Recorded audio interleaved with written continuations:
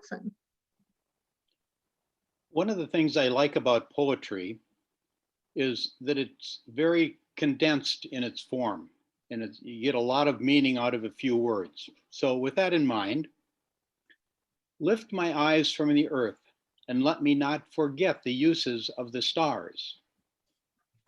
Forbid that I should judge others, lest I condemn myself. Let me not follow the clamor of the world, but walk calmly in my path. Give me a few friends who will love me for what I am, and keep ever burning before my vagrant steps the kindly light of hope. By Max Ehrman. Thank you very much. Appreciate that, Lauren. Well, we have a number of guests today, and I am pleased to give a quick overview here. A number of our visitors are here to honor Reuben Jonum, who will be receiving our Paul Fellowship Award here shortly. So I want to recognize, let's see, who do we have here? Well, first of all, Reuben, we're going to hold off on you. Is your beautiful bride in the picture anywhere? Girly is somewhere around. There she is. Hold on. Hi, Girly. Happy birthday. Hi. Thank you. My husband, Mark, is here if you want to wave. And my friend, Cora, who is also our families, the Jonums and Cora and I, we're kind of a trio. We go together. So yes. And then any other guests? I think that is it. So appreciate you being here. So I would like to move into this wonderful opportunity to recognize Reuben, personal friend. And it gives me great pleasure to recognize him as a Paul Harris Fellow for the contributions that he has made to improving the circumstances of people in Haiti. His wife, Girly, children, Geraldine and Reuben Jr., and his nonprofit, Haiti Connections, are also an integral part of this effort, and he will be receiving this recognition on behalf of them all. So Reuben has been spearheading humanitarian efforts in Haiti at every conceivable opportunity. Amongst many other things, he's personally started programs to feed street kids, to provide kids with school supplies, to help get businesses started. He will go around to hospitals here in the United States and collect unwanted or expired medical supplies or equipment and bring them to clinics in Haiti where patients typically have to buy and bring all their own supplies and materials if they want medical care. Reuben will go to large building supply stores here like Lowe's or Home Depot, and he'll gather things like doors that don't sell or windows or mismixed paint, and then he'll buy a used school bus or a used truck, and he'll stuff it in there with Tetris-like precision and maximize the amount of space and ship that down to Haiti and distribute it. So I wonder if just for a moment, Reuben, you would indulge us with a little bit of answering a few questions. Yeah, absolutely. You know, you told me one time what something as simple as a gallon of mismixed paint can do for a person in Haiti. Tell us about that.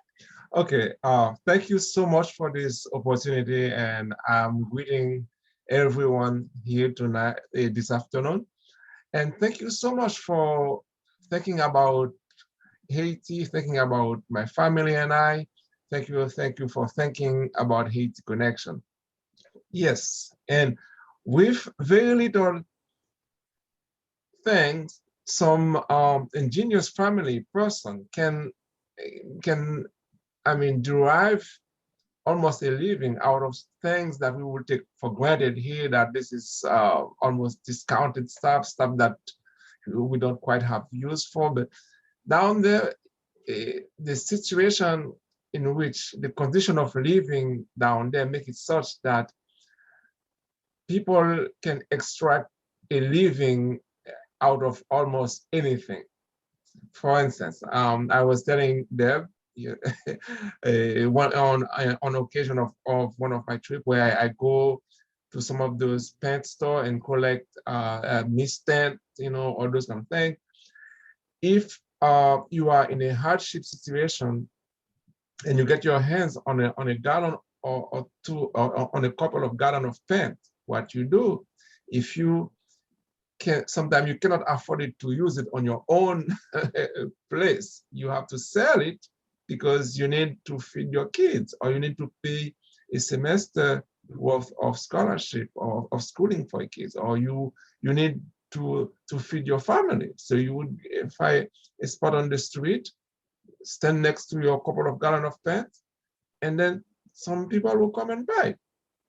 Well, that might allow a family to eat for a day or for a couple of days, So this is why I think even among things that people are not do not have any use for, if you put them in the right hand of people that are in need, they can make a living out of it.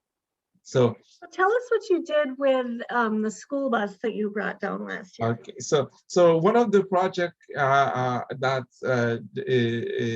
Deb, Nygard, and Koa, and Deb, and I should say the family, Nygard and Boisvert, everybody is pitching, pitch into and to get this project off the ground. So people collect, I collect a lot of stuff, and then I get a school bus. Sometimes you can get them for cheap, for good price. And this is why it works. Sometimes it won't cost that much to get a used school bus. So I get a used school bus and pack a lot of stuff in it, school supplies, days for girls, kids, used construction material, including doors, windows, and paint that I bought at discount store, Maynard or Lowe's or Home Depot, wherever they're selling them for. And sometimes they have also construction surplus places where they would have auction and sell those things for very reasonable price. So I will go to those places, buy them, and then try to get them to Haiti. The way I do that is put them in a bus or in a truck that I bought for reasonable price, for cheap, and then drive it to Florida, and then from Florida put it on a boat, and from there it will go end up in a custom somewhere in Haiti. Then I catch a flight to Haiti, to Port-au-Prince, and then get the stuff out of customs, and then get them in the hands of sometimes institutions such as the hospital, the public hospitals, sometimes the school. I work with few churches. They each has one or two schools where any leftover backpack use thing that we might not have a use for right now, they can use them. They are in sometimes desperate need for those things. So I will get them in the hand of those schools, those churches, and then individual small business, like people will come and get 6 or 7 doors, they're going to resell them. So I make them available to them at a very reasonable price, at almost at cost, and I look at their ability. If they can pay, they can pay. If they cannot pay, too, they don't have to pay. So it's a contingency approach. So some of them would pay a little bit of money, but I don't do that alone. I have a lot of supporters, good friends like the Boisvert, the Nygard, and Pursuit Community Church, and a couple of my friends, former colleagues from the U, that we work at a program called Haiti Justice Committee. All these people will be rallying around me to make this project come true, and also my family that would endure me going for a couple of weeks or 2 or 3 weeks at a time to get this project to the hand of people that need them, that have good use for them. Ruben told me one time that he'll sell the truck or the bus or whatnot, and sell in quotes. And I said, well, do you always get paid? And he says, oh, not really, not always. But he says there's always money to buy another truck. And it's this amazing attitude that I really enjoy. Gurley, while we ask him one last question, do you want to open up that envelope and kind of open things up? So Ruben and I have worked together partnering on delivering Days for Girls Kids. And one time you told me that that was a very impactful ministry. And I know that both you and Gurley and Geraldine have done training. And I was wondering if you just talk a little bit about the impact of that program and how it's impacts your family too.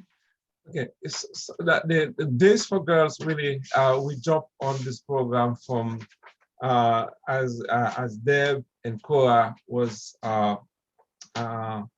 getting us to know this program, and then I figure out we can have a really good use for this in Haiti, because the population, the girls and women down there, they can really use any assistance they can get to empower themselves. So what we do with Days for Girls, my family and I, we all get involved. And you can see Geraldine just join us. You can wave. So we go. Let me see what happened. Kathy, do you want to pull up the pictures while they're telling us a little bit about that? I pulled a few pictures. Yeah, that I'm you trying put. to see in my eldest mind. Yeah.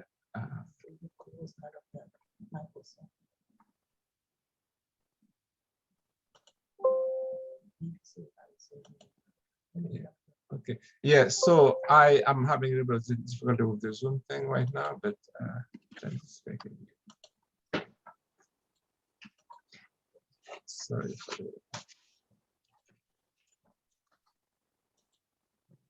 Well, what we've got pulled up now is just a picture of some of the kids receiving school supplies from his most recent trip. Okay. Okay. Yeah. Do you want to show another one, Kath? Yes.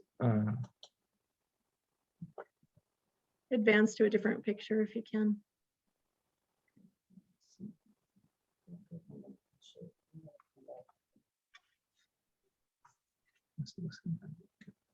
Are you trying to pull up a picture, Ruben?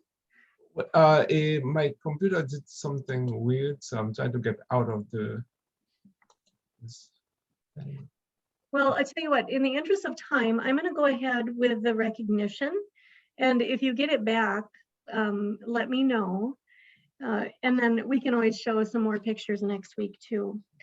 So the presentation of the Paul Harris Fellow recognition is the Rotary Foundation's way of expressing its appreciation for a substantial contribution to its humanitarian and educational programs. It is named for Rotary's founder, Paul Harris, a Chicago lawyer who started Rotary International with 3 business associates in 1905. Rotarians may designate a Paul Harris Fellow as a tribute to a person whose life demonstrates a shared purpose with the objectives of the Rotary Foundation. The sum of $1,000 has been donated to the Rotary Foundation by contributing members on your behalf, and today we have the honor and pleasure of recognizing Ruben Jonum as he becomes a Paul Harris Fellow. Ruben was designated to receive this recognition as a special expression of appreciation proposed to the board by myself. A world of peace and goodwill comes closer to reality today as Ruben becomes a Paul Harris Fellow. It is because of gifts like the one made in Ruben's honor that the Rotary Foundation is able to carry out an array of programs that achieve beneficial changes in our world.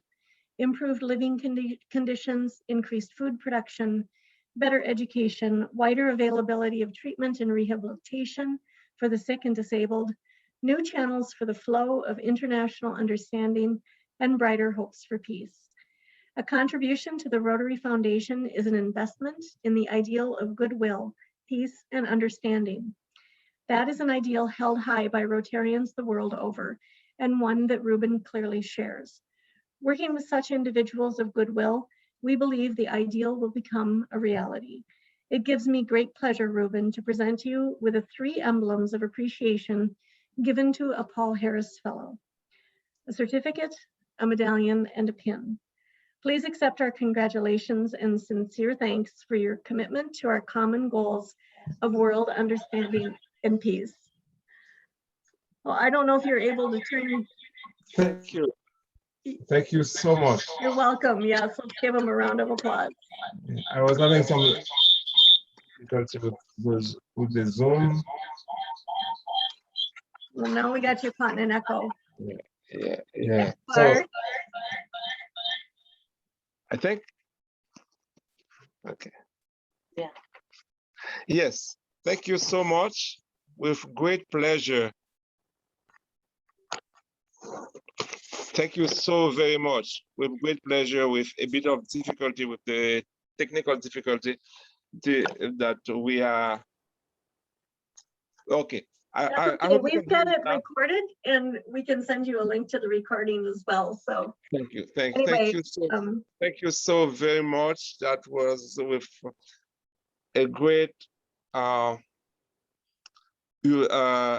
very humble, and then I'm very honored with great joys and lack of expression to tell you how I feel, you know, all of you to the club, to the Rotary that is committed around the globe. I know of the club ever since I was in Haiti.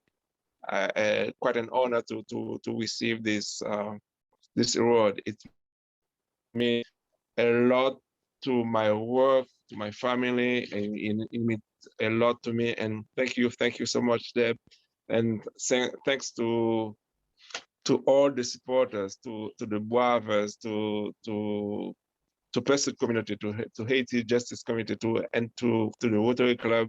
Thank you so much for your encouragement, and I hope your work continue to impact people around the globe. It's not just a local vision, it is a planet that we share with one another. Even though we might be few hundred or few thousand miles apart, but we still have the same value. We still are striving for one another, and that is the goal that we all share. Thank you so much. thank you so much. We appreciate you being here. You are welcome to stay for the rest of the meeting if you'd like. Yeah, I will follow. Thank you. At this time, Thank I'm you. wondering if I could call on Sean, if you would be so kind as to introduce our speakers today. Oh, you're still muted. Now you have to put $1 in my pot. You didn't tell me that you're gonna ask me, but yes, I would like to introduce Ling, Becker, and I forgot that the what's her name? Is it Amanda. Amanda? Yeah. Welcome to our Rotary Club. I am so proud of your work. What do you do tirelessly for our workforce issue at Ramsey County? And I just wanted to show to my Rotary Club that what do you do and how can we link with our Rotary Club with your efforts and your work to help our community and help for, especially for me, help our young people really to be part of this great community to work together. So welcome. I'm so proud of you. I'm so proud of you. Thank you. Yeah, thank you, Hyan, for the invitation. Thank you for to all the Rotary for letting us to share today. I just want to thank Hyan for her service as a volunteer on our workforce board. She also serves on our youth committee, and I don't think the youth committee was her first choice originally, but I think she's grown a very big heart to wanting to serve in that space. I think it'd be hard to get her to move to a different committee at this point. So it's been great. So thank you, Hyan, for your service. I'm going to share my screen here in just a second. I got to pull it up. And I have a lot of slides. I'm going to try to not actually, I'm going to try to go a little bit fast so that I wanted to make sure you'll get a copy of the slides. And so all the information's in there, and I'm happy to do any follow-up after, but we want to, have some time for you guys to have a discussion with us as well. So obviously, 2020 was a very busy year for the county in a lot of ways, and certainly in the workforce space, certainly. So I wanted to start off to show you some trends as to unemployment around our state, in our metro area, in our county, and also the city of St. Paul. So the two colors that you should note is the kind of the orange line. That is the city of St. Paul. So that the city of St. Paul has experienced probably higher unemployment than any other city, with the exception of Minneapolis in Minnesota due to unemployment. But then you see the line just underneath that is the orange line, and that is Ramsey County. And so we have throughout the pandemic experienced a higher level of unemployment than the rest of the state and more than the metro area. As you can see back in January, pre-COVID, my biggest challenge was trying to ensure that we had enough employees to fill jobs at a very low unemployment rate in our community. And, you know, by May and June, we were up at the 10–11% was our kind of our height of our unemployment. And then it's steadily started to go down. But while this is somewhat optimistic, I think we need to be cautiously optimistic because we have to think a lot about who are the people who have been impacted most by COVID-19. So this is the most telling graph that I can show you in kind of one slide as to who's been impacted by COVID-19. Really, the pandemic has impacted our younger population, people with less education, and our Black, Indigenous, and people of color communities disproportionately than the rest of our community. And so the way you would read this graph is, you know, the orange bar is like that group's representation in our pre-COVID-19 labor force. So in that first example, 35% of our labor force in Ramsey County was 34 and younger. However, they represented 45% of folks who have applied for some sort of unemployment. So as you can see, these are pretty drastic disparities, especially as we move into, you know, the Black, Indigenous, and people of color, who, when you think about the industries that have been impacted by COVID, and also for age and education, lots of people who work in hospitality, for example, would be in these categories generally, and frontline workers as well. So I wanted to share really quickly some employer resources because I know that many of you are connected to businesses, and I'll fly through this, but you'll get these slides and you can feel free to follow up with me. We are currently partnering with the other counties in the metro area to do what is called a virtual job fair. And we have these every month, and it's actually very different than a Zoom call. They're very interactive. The businesses actually have booths. They set up the booths and you get to upload your resume, have conversations with employers. These are very interactive events. And so this is the website here, and it'll show the upcoming fairs. But I just wanted to make sure that people knew that this was a resource. In addition, this is the front page when you show up at the job fair. Actually, it's very interactive. All these flags will be waving in the wind, and it's about as good as we can do in a virtual format while we can't be in person. But you literally, you know, go in these welcome doors and you will see the different booths, and there's a help desk, and it does actually feel quite interactive. So I would encourage people to check that out. In addition, we have a job board on Ramsey County. There's about between 300 and 400 jobs out there at any point in time. It really allows people to look at a map to see where the jobs are and be able to work along a corridor or on a bus route or potentially in a particular community that they're interested in. You can find that at ramseycounty.us/job connect, and you can search by industry, search by city, search by whether it's on a bus line. In addition, part of on this page, there's two options as well. One is to be put yourself on a job seeker newsletter that has all our events and information once you subscribe. And then we also have a workforce training dashboard, which actually provides links to different types of generally free training that people can take advantage of in Ramsey County. In addition, we are going to some new engagement with employers right now, where we're working to help employers be more inclusive in their hiring. And so this is a whole menu of options that we are willing to do with employers, and this list continues to grow. But this morning I was just on a call with Medica for an hour, and we do that almost once a week or every other week. And it's, if you're an employer that really wants to diversify your workforce, Ramsey County is committed to partnering with you to figure out how to support our diverse residents and to ensure that you're recruiting and supporting them in a way to help them be successful and help your business be successful. Also, we have lots of other resources on this webpage called Ramsey County Means Business. There's labor market information, there's hiring resources. Just recently, there have been some new grants around training for, especially for manufacturers. If you have interest in any of that, you can feel free to reach out and we'll make sure that we can share that information and help you make the necessary connections around these resources. We also do just one-on-one workforce consultation. So if you have a business that, you're struggling to hire people or you're not hiring the people that you're hoping to hire, we can help you kind of do an assessment and talk about those challenges. I wanted to spend a few minutes to talk about the issues and trends as we think about a post-pandemic world. We are definitely finding that reskilling is going to be absolutely critical. You saw the people that are most impacted by COVID-19. There are younger, less educated residents. And here's an opportunity where, I told you back in January of 2020, I was struggling to fill jobs for employers. Here's an opportunity now that people who were working in jobs such as hospitality or front end retail, their jobs were going to go away eventually anyway, due to the way people shop and people automation.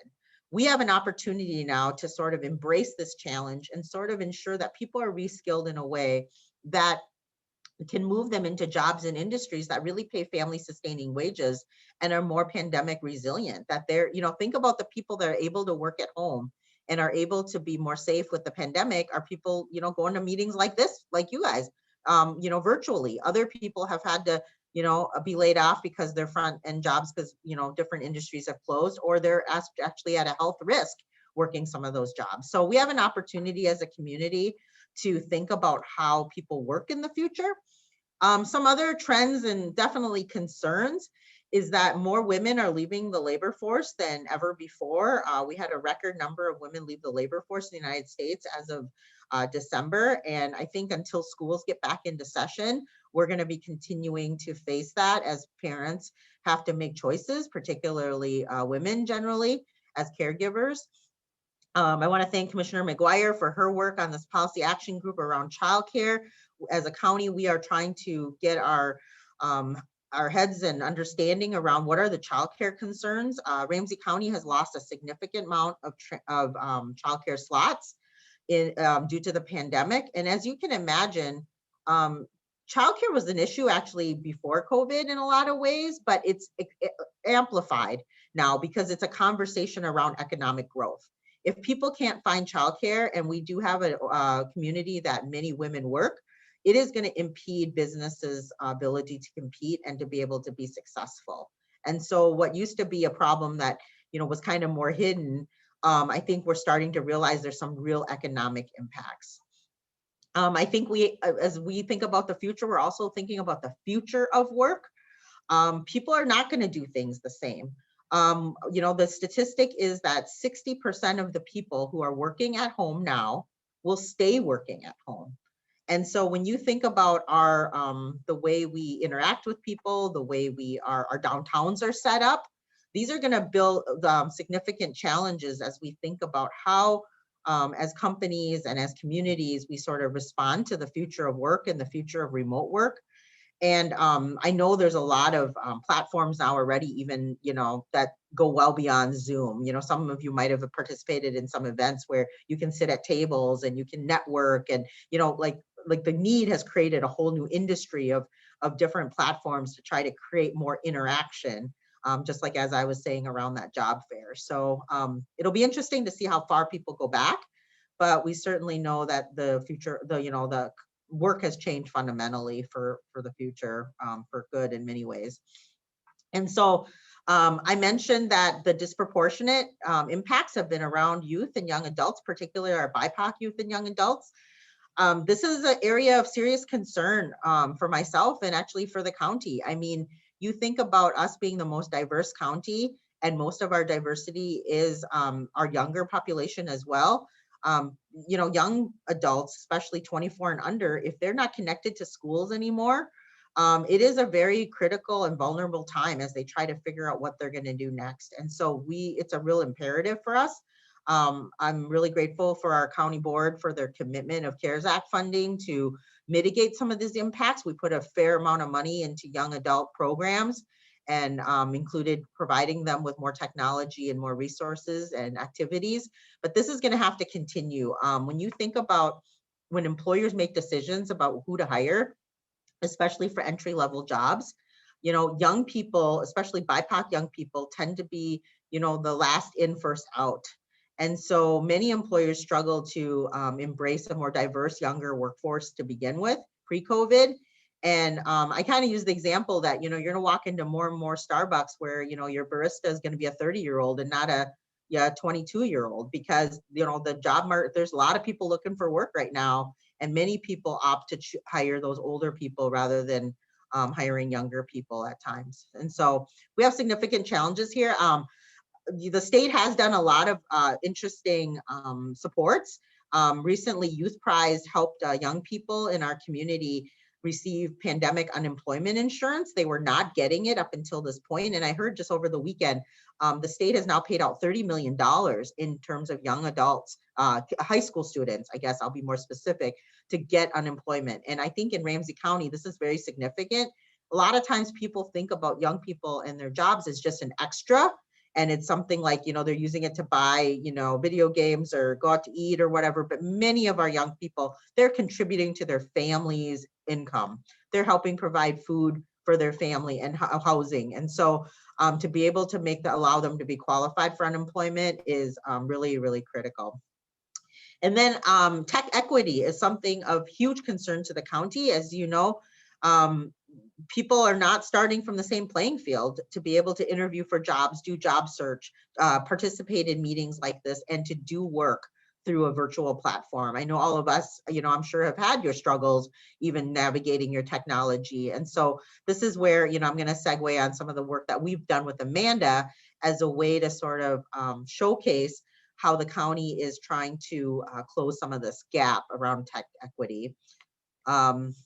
So we'll get back to that in a minute, but since you guys are, you know, from the Roseville area, I wanted to provide some Roseville area statistics for you. Currently in Ramsey County, there's 16,000 job openings. Lots of them are from larger employers. They tend to be a lot of medical right now. Again, I'll send this deck afterwards. In Roseville, there's currently 1,275 job openings. You see the breakdown that I did for you. I ran this just over the weekend, but we have, you know, 740 jobs only need a high school diploma and GED, but you'll see that the salaries reflect accordingly, right, as you get more education. Lots of things that have to do with healthcare. And really the one industry that hasn't seen any reduction and has seen an increase would be financial services. So as you see, like these bachelor's degrees, the accountant, accounting clerk, there's a lot of jobs in the financial space. But yeah. So I think I'll just stop there for 1 second, since that's kind of a segue before we bring Amanda on. Does anyone have any questions? I know I ran through that really fast and happy to provide the slides. If you would raise your hand or press the hand button. Hyun, do you want to go ahead? Okay, so Ling, could you talk about the youth, I mean, our young people, what percentage of different group has lack of job opportunities? And for me, you know, my company, I purposely wanted to hire immigrants. And because I am an immigrant, and I did struggle with the language and so on, I really, really embrace them as who they are with my reflection of my life. And I really think that I like to hear about that, what the percentage of people from diverse background are struggling. Yeah, I mean, unfortunately, unemployment data is a little bit hard to get, because all we can get right now is the number of people by race, and I can forward you the website that you can check for yourself. But there is a site on the Minnesota Department of Employment and Economic Development site that you can see who all the people who've applied for unemployment in a given week. And so that's really all we know. So even if, so we don't actually, because think about how challenging unemployment data is. Some people have just stopped looking for work, and the unemployment rate does not take into account those people. And when you think about who are the people who tend to just stop looking for work and who are not actively looking for work. And so that's really challenging to get high on, but we can certainly provide that link that you can see at least the breakdown of who's applied for unemployment. A lot of you might be following, the federal stimulus bill. More unemployment is actually coming to Minnesota and to the rest of the nation, obviously. So, so more people are going to be able to apply again. You apply for, I don't know if you know how employment works, but you basically apply every single week. And so that's the data point that we have. You have to apply at the end of the week to say, yes, I was unemployed this previous week. And then you get your, unemployment check. And so it's something you have to repeatedly do over and over.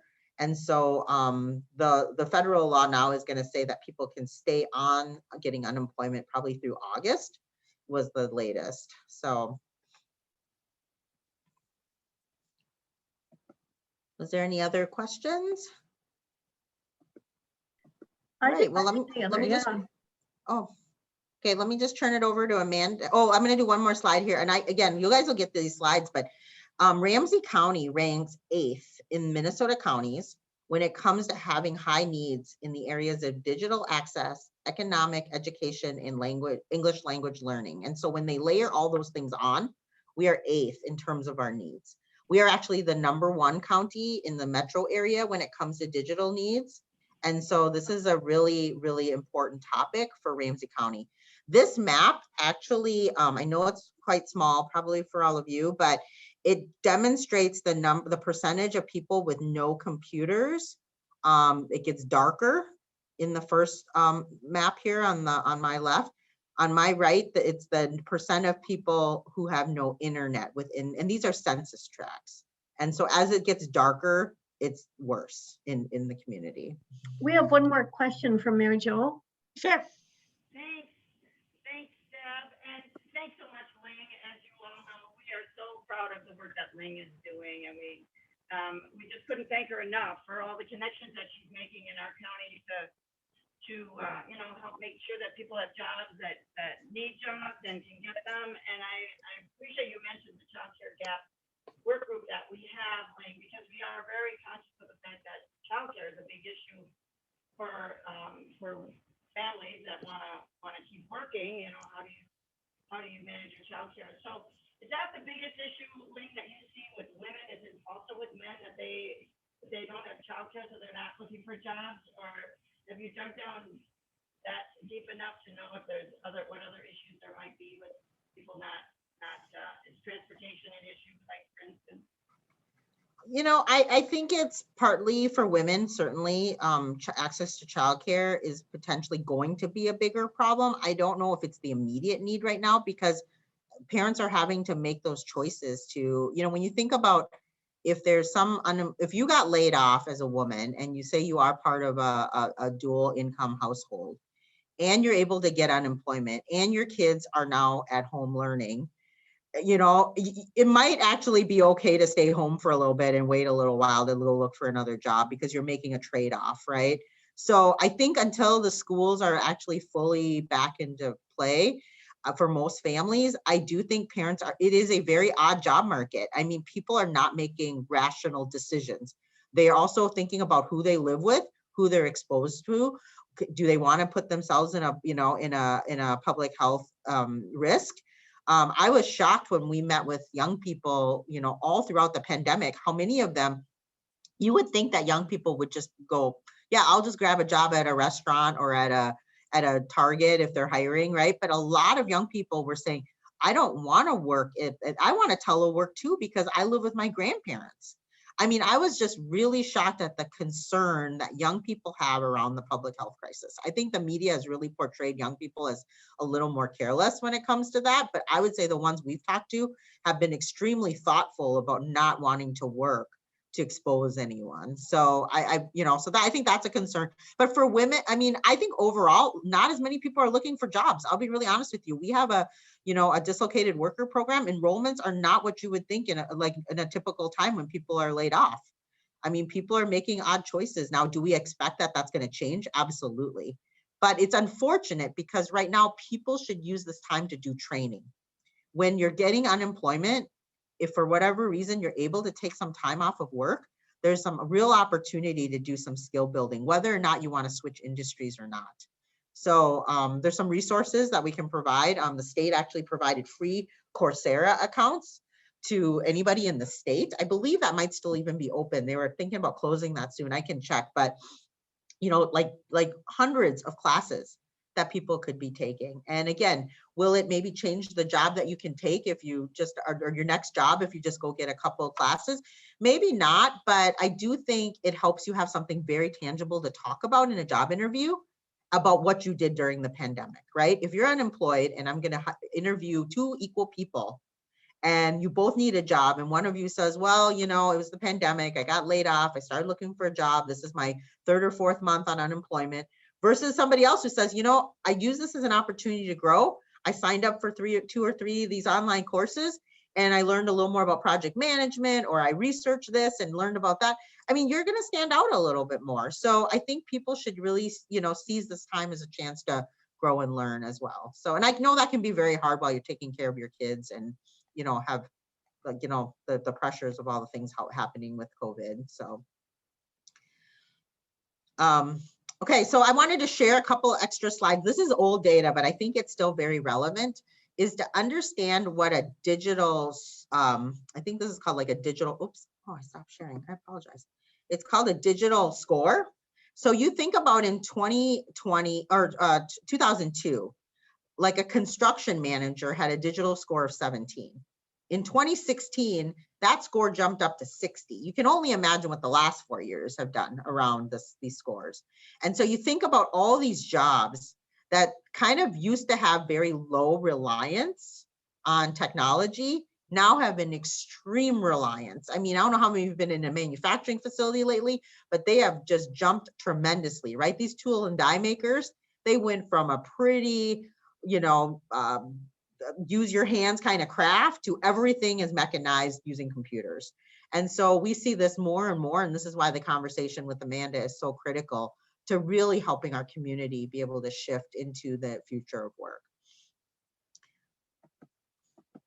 And then lastly, I do want to say, where we like to try to grow jobs is in this like red zone, digital middle skill jobs.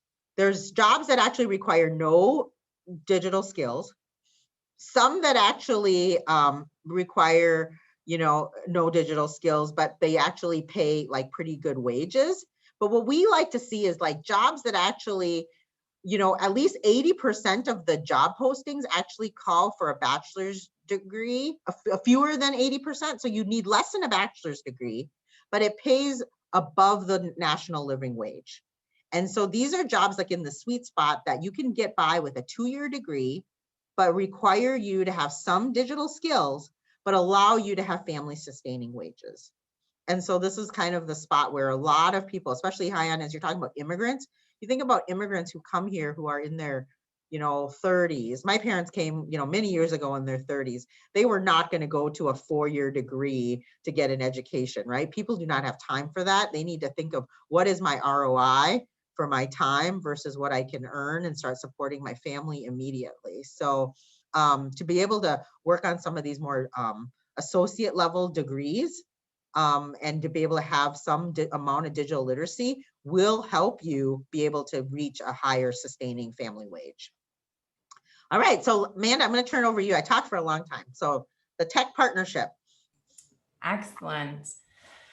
Well, it's really good to be with all of you, especially because in the last year, I became a Roseville citizen.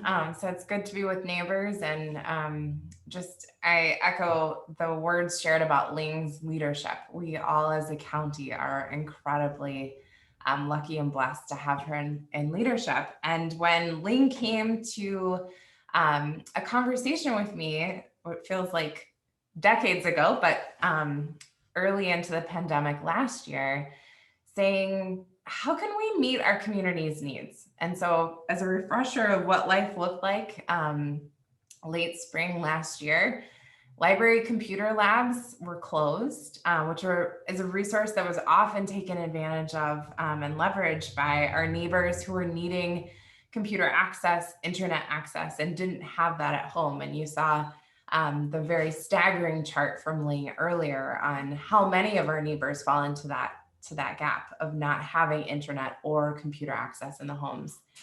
And to think about needing to do online job training and online job career fairs, but not having a computer at home, not having internet. And as Ling mentioned, having that time of unemployment to be able to really reskill and retool for how to navigate the economy during the pandemic and beyond. And so we sat with this sort of, what do we do?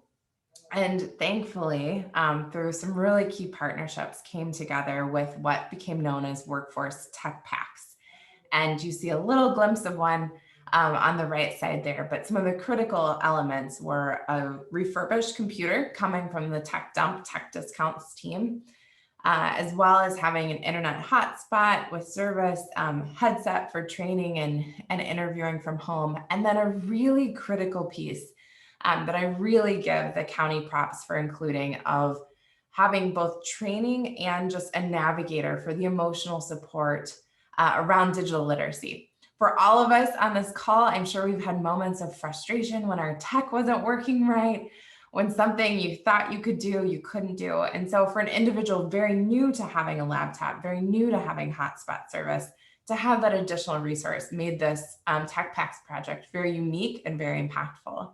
The other piece that I wanted to mention, and thanks to Lynn for the shout out earlier, is one of the pieces that I think was really beautiful about this project was that in having Ramsey County leverage Tech Dump and Tech Discounts, we addressed unemployment and unemployment challenges through utilizing the resources that are often overlooked for employment. And so Tech Dump's mission is around not only the environmental impact of recycling and refurbishing, but also working with individuals who've had a history of incarceration, who are returning into our community and seeking employment.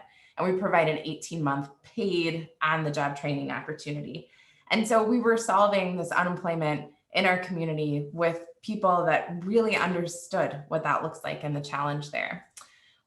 So I don't think I can proceed to the next slide, but whoever can, thank you so much. And knowing we're a little tight on time, I'll probably go a little quickly, but like I mentioned, there was the laptop piece, the technology piece, but the really important piece of training, which of course came with various language of opportunities. We had quick start guides of how to even plug in a laptop that didn't utilize any language, but purely photos with videos and different resources to try to cut down on some of that intimidation that can come. If you go to the next slide, and this is available on the Ramsey County website, so I'll put that link in the chat after I'm done presenting.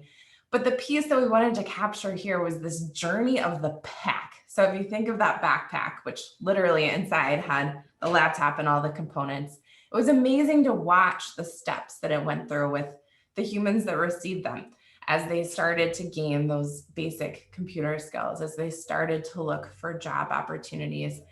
It also brought a lot of opportunities beyond just even the job search piece of access for the full family to the internet. We know when a computer is in a home, it's not just used by that one person, but the entire household. We also all learned that health access was requiring laptop and technology usage. And so it just sort of expanded from there. So if you'll go to the next slide, you can see just, and I'll pause for a second. I realized I didn't share the qualifications for how someone received one of these tech packs. They did need to be a Ramsey County resident and report the fact their employment had been impacted by COVID. What always just stops me in my tracks with this chart is the high majority of individuals that received a tech pack because of complete job loss, followed quickly after by a change in the household income. And so there are certainly other reasons people's employment was impacted by COVID, but just to see how many people were truly doing that job search step made these packs even more important as we're closing in on that need in the community. So if you'll go to the next slide, I've mentioned a couple of things that came out of the tech packs and a couple of things we expected, right? Workforce readiness. They're called workforce tech packs. That's our focus. We wanted people to increase their digital literacy. We wanted them to take the advantage of the time and resource for education. But some of the pieces that we didn't expect, some of the unexpected outcomes, was English as a second language learning. The fact that both youth and adults were needing this technology for education, for social connection. I'm sure by now, all of you for your weekly times together in Zoom know how important technology is for keeping us together in these times. And I already mentioned medical. And one of the parts of this project that was really exciting was being able to do what's called a social return on investment report or social impact report. And so for some who are coming out of the business sector, perhaps you're used to talking about an ROI of how you invest your marketing dollars or how you invest various other expenses. And so we commissioned a social return on investment report for tech packs to see what impact they really were having on the community. And we're amazed in the fact that for every dollar spent on the Tech Pack project, there was a return of $2.40 to our community. And so that comes from improved earnings, it comes from the well-being side, it comes from cost savings. It also includes the fact that the whole process of refurbishing laptops was employing individuals who are often overlooked. It really looks at this whole community impact. And so the original scope of tech packs, which is wonderful, was 500 tech packs. By the end, and Ling will have the official number, but it was over 1,000 packs that were distributed. But even just that first initial 500 tech packs had a projected $1.8 million of return from doing this work. And so I think there's often this piece of like the really impactful stories, and Ling has one to share with you next of how these things make an impact. There's also the very real place of, especially during the pandemic, we had limited funds of where we could invest and what we could do. And so it was really rewarding to see that this Tech Pack project really went above and beyond our expectations. And my background's in finance, so I always feel the need to mention that the $2.40 of return is a very conservative return. There's a lot of extra benefits that we know exist. We just couldn't quantify them. And so likely this number is even much larger than what's estimated here. So Ling, if you'll share our story here, and I think you've got a couple more comments to bring us home. Thanks, Amanda. So yeah, there's a few quotes here, you know, of people who've been impacted. We have lots of these stories.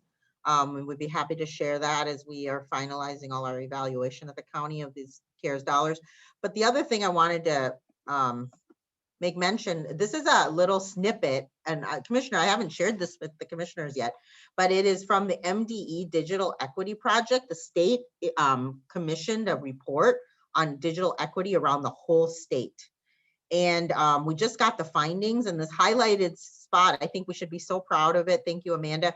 The success of the Tech Pack initiative in Ramsey County should serve as a model for scaling a digital equity initiative statewide, was what was written in that report to the state, the legislature. So, so I thought I would share that. And otherwise, I think we're ready to just, you know, take some questions. I will follow up with, oh, I think, Amanda, do you want to quick talk about this part, I guess? You bet. Just to add that we can all be involved in tech packs. We've got a vetted model. It's working. It's been verified. We do require financial backing to continue to scale it. And the piece that I really wanted to mention to all of us on the call today is that connecting with TechDump for laptop recycling, of course, we recycle many other items, but specifically laptop recycling is what can make programs and projects like this possible. So I'll put some information in the chat to make sure that you've all got that, as well as my email in case you have questions. But yeah, Ling and I would love to answer questions. So again, Sorry, we went so long.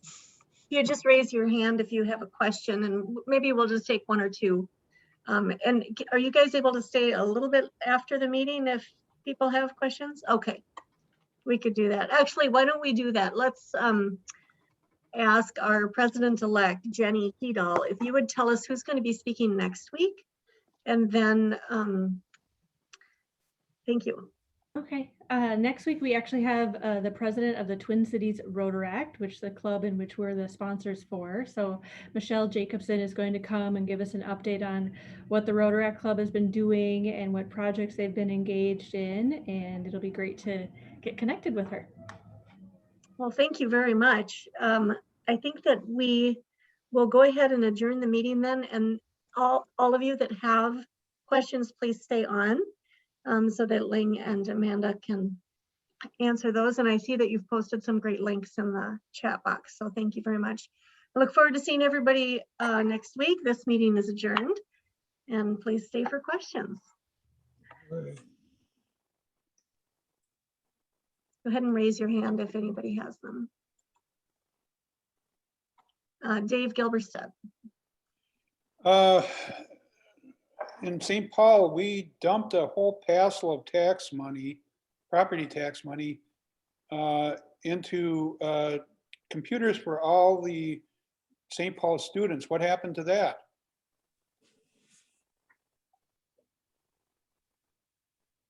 So I think those are all being used for school by the students of the different school districts. I think most school districts did that at some point. I don't think St. Paul's any different. I saw Aldo on here. I mean, Aldo, I think all school districts basically were providing computers for most of their students, if I recall. And their families use those too? Well, one of the challenges that we were hearing over these last few months is the balance of having almost a device per human at this point, that having just one computer at home wasn't sufficient. And in some cases, which was a fascinating thing for me to learn, the need to have really powerful internet when you have perhaps 3 children educating at home and 2 parents working from home and all of the different very internet heavy streaming that's happening. So I think there's a piece of recognizing how different working and educating from home looks in these times compared to past experiences. And I think from our work with a lot of school districts, we certainly were hearing of a lot of families where they were trying to balance out how many devices they had in their household, which I mean, makes a lot of sense. But going into this, we hadn't been talking about that as success. We'd all been focused on like, is there a computer? Is there internet? And now it's a different question. You know what, when I look at the map, it really discouraged me about that disparity of our community. And, you know, this matter is not only local, it's internationally more we are savvy with the technology. All of our citizens, you know, all the kids, the corner from this corner to that corner of our country, that we do have to do something about this.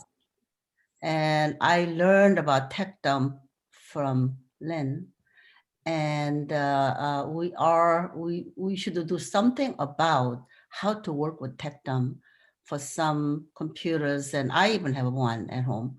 That's something that we could donate or give it to you to make that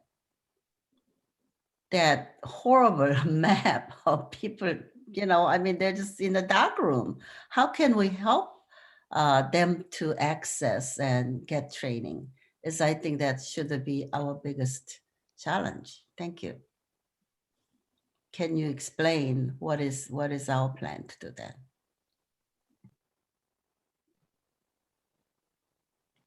I don't think there's a short plan. Maybe Ling has one, because I'm always impressed with her never-ending energy and entrepreneurial spirit. But I think one of the big pieces that came up as we were working on Tech Packs was recognizing the role that we all play in this.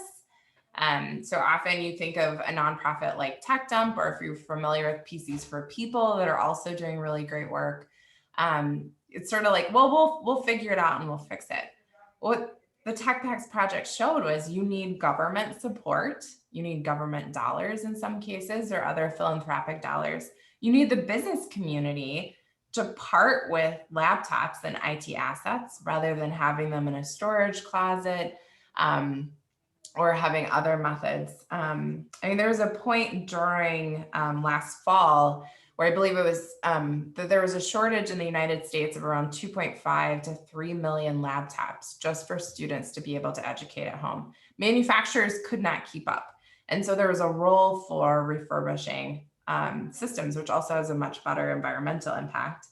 And so there's a role for business. I think there's also a role for us as citizens to talk about the fact, like, this isn't okay. This digital divide being around for decades, like, it's time to make some significant progress. And that's why we're excited to share about this with you all today, because even as perhaps life starts to look a teeny tiny bit more normal when it comes to education and going back to the workplace, this digital gap isn't going to go away. And if anything, as Ling was mentioning with the future of work, this gap is even more important for us to stay front and center on now more than ever. So not giving you the plan, but at least giving you my hypothesis of who all needs to be involved to come up with the plan.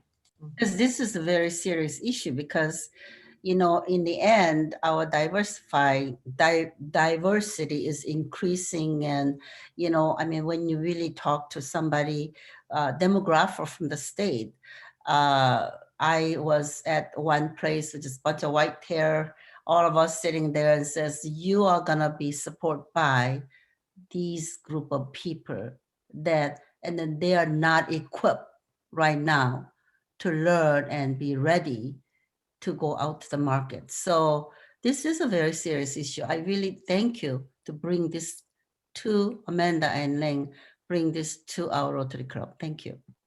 Mary Jo has a question. Thank you. I'm so glad we're talking about. Sorry, there. Thank you for that. I'm so glad we're talking about this. This is one of those issues that has become just so important. It was important before the pandemic, and now it's even more important. I will tell you that in Ramsey County, we take it really seriously, the whole access to the internet. I mean, we need computers to people, but we need them to have access. And I'll say that we're all very active in our state and federal and national associations. And this is like a number one, this is like one of the biggest issues that counties everywhere, Minnesota and throughout the country care about. So, you know, you wonder if there can ever be agreement among every single county. This is agreement that we all need more focus on the internet and on broadband and, you know, connectivity and access to that. So I really appreciate Hyun bringing, you know, making that a highlight. And of course, Amanda and Ling, your work in this area. It's just so crucial that we all continue to work on this. And you're right, Amanda, it needs to be all hands on deck. I mean, it needs to be government and the private sector and, you know, nonprofits. I think we all are needing to work on this. We have great commissioner like you, and you send me to Ling, so. Well, we're all working as hard as we can, and we are grateful to have you, Hyun, sitting on our commission so that we can you know, have such good advice from you as well. So we really do appreciate that. Thank you. Thank you. Well, Kathy, I will be happy to send the deck. I also will send a flyer to, if anyone has computers, to donate, and we'll send some other links to the different reports. And you know, if anyone has any desire to reach out, we're happy to, you know, answer any questions. I'm seeing Lynn Megan. Are you raising your hand, Lynn, or are you just waving? Oh. She's raising her hand. I just have to do another shout out to Amanda and to Tech Dump. They hire people from TSE, people supported, and people with disabilities supported. So they walk the talk. We also have people at PCs too. So. Thank you. I'm also going to just make a personal plug here as well. You heard me at the beginning of this as well. But for those of us who are individuals and we say, what can we do? I mean, literally, if you are getting a new computer, make sure you take your computer to Tech Dump. I just took a slew of stuff down there this past year, and they take all the cords, they make sure everything is erased. You don't have to worry about your hard drive. And instead of trading it in even, maybe you could trade it in someplace and get a little bit of money, but knowing that you take it to Tech Dump, you're going to make a social impact there. And I just want to put in a good plug for those of us as individuals, take your technology there. If you go on their website, there is one whole page that shows what they take. And it's very easy to read. It's very easy to look at. I looked at it and I said, would you really take these cords? Yes, they took all those cords. And a little side piece, I had just an incredible conversation with the person with whom I dropped this stuff off. They have a very safe COVID-19 procedures as well. And the guy I talked to, he's in training and he's been there for 8 months. And he was so excited about what he's doing. And it was a highlight in the midst of me being in solitude for 9 months. That was a highlight of my day, my week, maybe my month. So if you have any computer stuff that needs to go someplace, think of Tech Dump first. My plug for all the individuals here. So Mary Jo, you know, I was thinking about we should really bring